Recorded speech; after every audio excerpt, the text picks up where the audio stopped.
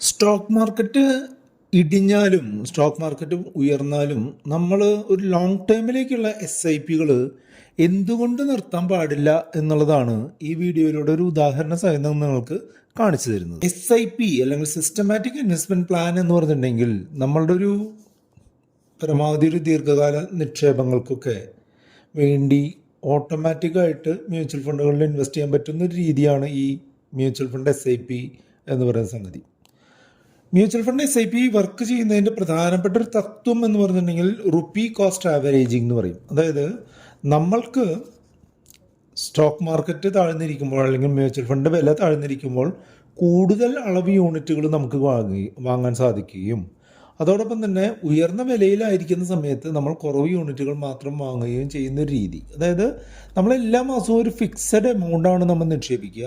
ഉദാഹരണമായിട്ട് പറയുമെങ്കിൽ ഒരു 5000 രൂപ മാസം നിക്ഷേപിക്കുന്ന ഒരാൾ, SIP ആയിട്ട് നിക്ഷേപിക്കുന്ന ഒരാൾ, ആ മ്യൂച്വൽ ഫണ്ടിൻ്റെ ഒരു യൂണിറ്റ് വില 20 ആയിരുന്ന സമയത്ത് അയാൾക്ക് കിട്ടുന്നത് വെറും 250 യൂണിറ്റുകളാണ്. അതേസമയം തന്നെ അത് താഴ്ന്ന് ഇപ്പോൾ 20 രൂപ എന്നുള്ള യൂണിറ്റ് വില താഴ്ന്ന് 10 രൂപയായി മാറിക്കഴിഞ്ഞിട്ടുണ്ടെന്നുണ്ടെങ്കിൽ അയാൾക്ക് 500 യൂണിറ്റ് കിട്ടും. അതേസമയം ഇത് വർദ്ധിച്ചിട്ട് ഈ 20 രൂപ എന്നുള്ള വില വർദ്ധിച്ച് 50 രൂപയായി മാറിക്കഴിഞ്ഞാൽ അയാൾക്ക് കുറഞ്ഞ യൂണിറ്റുകളായിട്ടുള്ള 100 യൂണിറ്റുകൾ മാത്രമേ 5000 രൂപയ്ക്ക് കിട്ടുള്ളൂ. അപ്പോൾ വില കൂടുമ്പോൾ നമ്മൾ കുറച്ച് വാങ്ങുകയും വില കുറയുമ്പോൾ കൂടുതൽ വാങ്ങുകയും ചെയ്യുന്ന ഒരു തത്വമാണ് ഈ SIPകളെ ഒരു അട്രാക്റ്റീവ് ആക്കുന്നത് എന്നാണ് ഞാൻ പറഞ്ഞു തരാനായിട്ട് ഉദ്ദേശിക്കുന്നത്. അപ്പോൾ അങ്ങനെയുള്ളൊരു സിറ്റുവേഷനിൽ നമ്മൾ സ്റ്റോക്ക് മാർക്കറ്റ് താഴുന്ന സമയത്ത് പ്രത്യേകിച്ചും, അല്ലെങ്കിൽ സ്റ്റോക്ക് മാർക്കറ്റ് ഏത് നിലയിലായാലും നമ്മളുടെ SIPകൾ ഒരു ലോങ് ടേമിലേക്ക് കണ്ടിന്യൂ ചെയ്യുക എന്നുള്ളതാണ് സാധാരണക്കാർക്ക് ഏറ്റവും നല്ല രീതിയിൽ മാനേജ് ചെയ്യാനുള്ള ഒരു രീതി. ഒരു ഉദാഹരണം പറയുകയാണെന്നുണ്ടെങ്കിൽ HDFC index fund Sensex plan എന്ന് പറയുന്നൊരു ഫണ്ടിൻ്റെ ഉദാഹരണം ഞാൻ കാണിച്ചു തരാം. 10,000 രൂപ വെച്ച് ഓരോ മാസവും 2 തവണയായിട്ട് നിക്ഷേപിക്കുന്ന ഒരു നിക്ഷേപകൻ്റെ കാര്യമാണ് ഞാൻ ഇവിടെ എക്സാമ്പിളായിട്ട് കൊടുത്തിട്ടുള്ളത്. ഓഗസ്റ്റ് 1, 2024 അദ്ദേഹത്തിൻ്റെ ആദ്യത്തെ SIP. തുടർന്ന് August 21, September 1, September 21, October 1, October 21, November 11, അങ്ങനെ 7 തവണയായിട്ട് അദ്ദേഹം നിക്ഷേപിക്കുകയാണെന്ന് കരുതുക. അതായത് ആദ്യത്തെ ഓഗസ്റ്റ് 1-ാം തീയതി അദ്ദേഹത്തിന് 751 രൂപ 97 പൈസയൊക്കെ ആയിരുന്നു ഒരു യൂണിറ്റിൻ്റെ വില. അപ്പോൾ അയാൾക്ക് 13 യൂണിറ്റ് 13.298 യൂണിറ്റ് കിട്ടി. 21 ഓഗസ്റ്റിന് 744 രൂപയോളമായിരുന്ന യൂണിറ്റ് വിലയിൽ 13.343 യൂണിറ്റുകൾ കിട്ടി. സെപ്റ്റംബർ 1-ാം തീയതി 759 രൂപയായിരുന്നു ഏകദേശ വില. 13.167 അദ്ദേഹത്തിന് കിട്ടിയത് യൂണിറ്റുകൾ.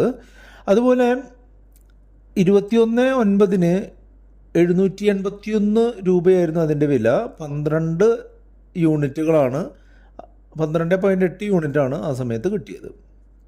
അതുപോലെ ഒക്ടോബറിലും ഇതേപോലെ ചെയ്തു. 771, 746, 725 ഒക്കെ ആയിരുന്നു അന്നത്തെ വിലകൾ. അതിനനുസരിച്ച് 12.955, 13.401, 13.783 യൂണിറ്റുകളൊക്കെ അദ്ദേഹത്തിന് കിട്ടി.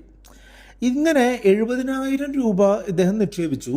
ഇപ്പോൾ ഇതിൻ്റെ വില എന്ന് പറഞ്ഞിട്ടുണ്ടെന്നുണ്ടെങ്കിൽ ഇദ്ദേഹത്തിൻ്റെ വില എന്ന് പറഞ്ഞിട്ടുണ്ടെങ്കിൽ 714 രൂപ 29 പൈസയാണ് ഒരു യൂണിറ്റിൻ്റെ വില. അതായത് 70,000 രൂപ നിക്ഷേപിച്ചതിന് ഇപ്പോഴത്തെ വില എന്ന് പറഞ്ഞിട്ടുണ്ടെങ്കിൽ 66,320 രൂപയെ ഇപ്പോൾ അതിന് ബാലൻസ് ഉള്ളൂ. അതായത് ഏകദേശം 3,700 രൂപയോളം നഷ്ടമാണ്. അതായത് 5.26% നഷ്ടമാണ്. ഇത് ഒരു കണ്ടിന്യൂ ചെയ്ത് ഇൻവെസ്റ്റ് ചെയ്യുന്ന ഒരാളുടെ കാര്യമാണ്. അതേസമയം തന്നെ നിങ്ങൾ മറ്റൊരാളെ സങ്കല്പിക്കുക. അയാൾ ഇതേ ദിവസങ്ങളിൽ ആദ്യത്തെ 4 ഇൻസ്റ്റാൾമെൻറ്റ് മാത്രമേ അടച്ചിട്ടുള്ളൂ എന്നുണ്ടെങ്കിൽ അദ്ദേഹത്തിൻ്റെ കയ്യിലുണ്ടാവുക ആദ്യത്തെ 4 ഇൻസ്റ്റാൾമെൻറ്റ് അടച്ചിട്ടുള്ള 40,000 രൂപ 37,645 രൂപയായിട്ട് കുറഞ്ഞതായിട്ട് കാണാം. അതായത് 2,355 രൂപയോളം അദ്ദേഹത്തിന് കുറവ് വന്നു 40,000 രൂപയിൽ നിന്ന്. അത് എന്ന് പറഞ്ഞിട്ടുണ്ടെങ്കിൽ 5.89% നഷ്ടം. മുൻപ് 5.26% ഉണ്ടായിരുന്ന 7 ഇൻസ്റ്റാൾമെൻറ്റുകളിൽ ഇൻവെസ്റ്റ് ചെയ്തപ്പോൾ 5.26% നഷ്ടം ഉണ്ടായിരുന്ന ആൾക്ക് ഉള്ള നഷ്ടത്തിനേക്കാൾ കൂടുതൽ നഷ്ടമാണ് മാർക്കറ്റ് താഴ്ന്നു പോകുന്ന സമയത്ത് ഇത് നിർത്തിയ ആൾക്കുണ്ടായത്. ഇനി കുറച്ച് ഈ മ്യൂച്വൽ ഫണ്ടുകളിൽ ഉണ്ടാകുന്ന ഈ നഷ്ടം എന്ന് പറഞ്ഞിട്ടുണ്ടെങ്കിൽ ഒരു ലോങ് ടേമിലേക്ക് അതെല്ലാം കവറായി പോകുന്നതാണ് മുൻകാലങ്ങളിൽ കണ്ടിട്ടുള്ളത്.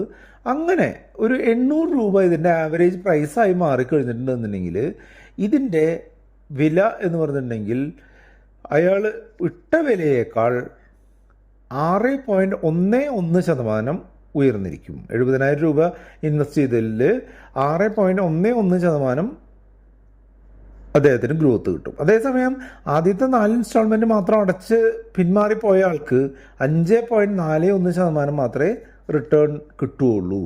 അതായത് മാർക്കറ്റ് താഴ്ന്നിരിക്കുന്ന ഒക്ടോബർ നവംബർ മാസങ്ങളിൽ ഇൻവെസ്റ്റ് ചെയ്ത ആൾക്ക് ഏകദേശം 1% നഷ്ടം കൂടുതൽ വന്നു എന്നുള്ളതാണ്, അല്ലെങ്കിൽ ലാഭം കുറഞ്ഞു പോയി എന്നുള്ളതാണ് ഈ ഉദാഹരണത്തിലൂടെ പറയാനായിട്ട് ഉദ്ദേശിച്ചത്. അതിൻ്റെ അർത്ഥം എന്താണെന്ന് വെച്ചാൽ നമ്മൾ ഒരു ലോങ് ടേമിലേക്ക് മ്യൂച്വൽ ഫണ്ടുകളിൽ SIP വഴി നിക്ഷേപിക്കുമ്പോൾ നമ്മളെപ്പോഴും ശ്രദ്ധിക്കേണ്ടത് നമ്മൾ ആ ഒരു ഇൻവെസ്റ്റ്മെൻറ്റ് മാക്സിമം ബ്രേക്ക് ചെയ്യാതെ കണ്ടിന്യൂ ചെയ്തുകൊണ്ട് പോവുക എന്നുള്ളതാണ്.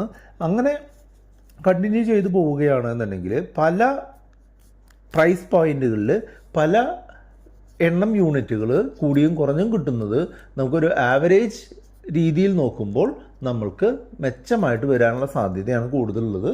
എപ്പോഴും ഒരു 5 വർഷം അതിൽ കൂടുതലോ കാലയളവിലേക്ക് ഉള്ള കാര്യങ്ങൾക്കുള്ള നിക്ഷേപങ്ങൾ മ്യൂച്വൽ ഫണ്ടുകളിലെ സിസ്റ്റമാറ്റിക് ഇൻവെസ്റ്റ്മെൻറ്റ് പ്ലാൻ വഴി ചെയ്യാനായിട്ട് നിങ്ങൾക്ക് ശ്രമിക്കാം. ഇതുമായിട്ട് ബന്ധപ്പെട്ട് 2 വീഡിയോകളാണ് ഇവിടെ കാണുന്നത്. അത് കണ്ടുകൊണ്ട് നിങ്ങൾക്ക് മുന്നോട്ട് പോകാം. വീഡിയോ ലൈക്ക് ചെയ്യാനും കമൻറ്റ് ചെയ്യാനും കൂട്ടുകാരുമായിട്ട് ഷെയർ ചെയ്യാനും മറക്കരുത്.